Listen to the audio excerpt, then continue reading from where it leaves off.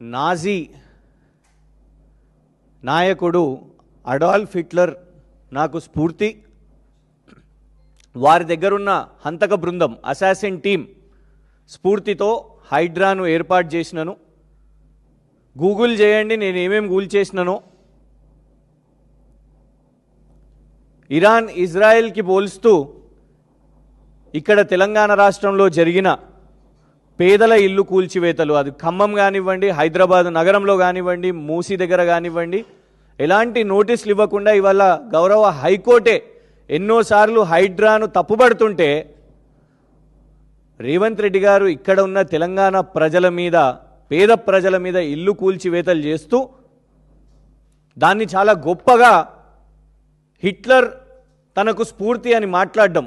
ఎవరైతే లక్షల మంది ఊచకోతకు కారణమైన హిట్లర్ ఇవాళ జర్మనీ దేశంలోనే హిట్లర్ చేసిన క్రైమ్స్కి ఇప్పటికీ జర్మనీ ప్రజలు వాళ్ళు క్షమాపణ చెప్తూనే ఉన్నారు. అసలు చరిత్రలో తన మూలాలే లేని పరిస్థితి.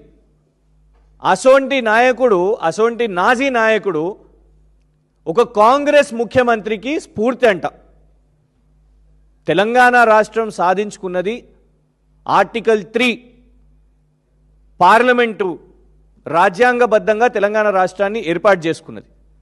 చాలా గర్వంగా యూనివర్సిటీల పేర్లు ఆచార్య కొండా లక్ష్మణ్ బాపూజీ గారి పేరు, కాళోజీ నారాయణ గారి పేరు, ప్రొఫెసర్ జయశంకర్ గారి పేర్లు, విగ్రహాలతోని వాళ్ళ బాబాసాహెబ్ అంబేద్కర్ గారి 125 అడుగుల విగ్రహాలు, సచివాలయానికి బాబాసాహెబ్ అంబేద్కర్ గారి పేరు ఇవాళ పెట్టుకున్న దేనికి?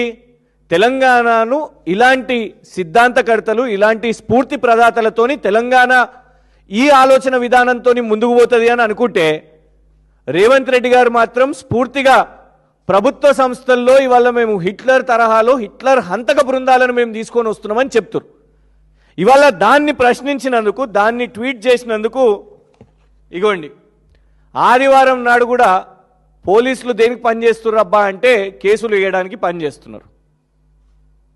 ఇవాళ దీంట్లో ఏమని అంటారు? The video uses provocative language అంట. ఆ వీడియోలో మాట్లాడిన లాంగ్వేజ్ ఎవరిది?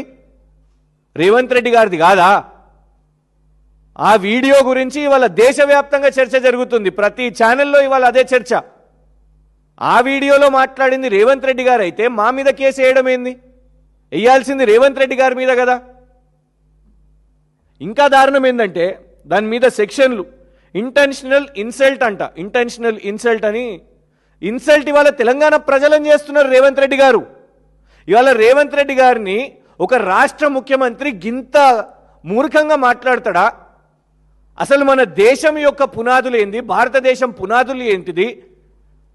మహాత్మా గాంధీ, బాబాసాహెబ్ అంబేద్కర్, పండిత్ జవహర్లాల్ నెహ్రూ గారు, లాల్ బహదూర్ శాస్త్రి గారు, సర్దార్ వల్లభాయ్ పటేల్ గారు, ఇలాంటి ఎంతోమంది నేతల త్యాగాలతోని ఈ దేశం, భారతదేశం నిర్మాణం అయితే రేవంత్ రెడ్డి గారు అడాల్ఫ్ హిట్లర్ అని చెప్పి దేశాన్ని, రాష్ట్రాన్ని అవమానిస్తున్నారు, తెలంగాణ రాష్ట్రాన్ని అవమానిస్తున్నారు. మా మీద కాదు ఇన్సల్ట్ వేయాల్సింది, రేవంత్ రెడ్డి గారి మీద ఇన్సల్ట్ సెక్షన్స్ వేయాలి. ఇంకా దారుణం ఏంటంటే ఇందులో చివరి లైన్ ఏమని రాస్తారంటే ఎస్పీ ఐపీఎస్ హర్షవర్ధన్ గారు Telangana cyber crime department, cyber security bureau అని ఒకటి ఏర్పాటు చేశారు. ఇది సైబర్ క్రైమ్ కాదు, ఇది సైబర్ డ్యామేజ్ కంట్రోల్ బ్యూరో లాగా నడుస్తున్నది. ఇది cyber damage control. Revanth Reddy గారు చేసే వ్యాఖ్యలను ఎవరు కూడా రాష్ట్రంలో ప్రశ్నించొద్దు అని, అది మీడియా వాళ్ళైనా సోషల్ మీడియానైనా ఎవరు ప్రశ్నించగానే ఈ డ్యామేజ్ కంట్రోల్ వస్తుంది.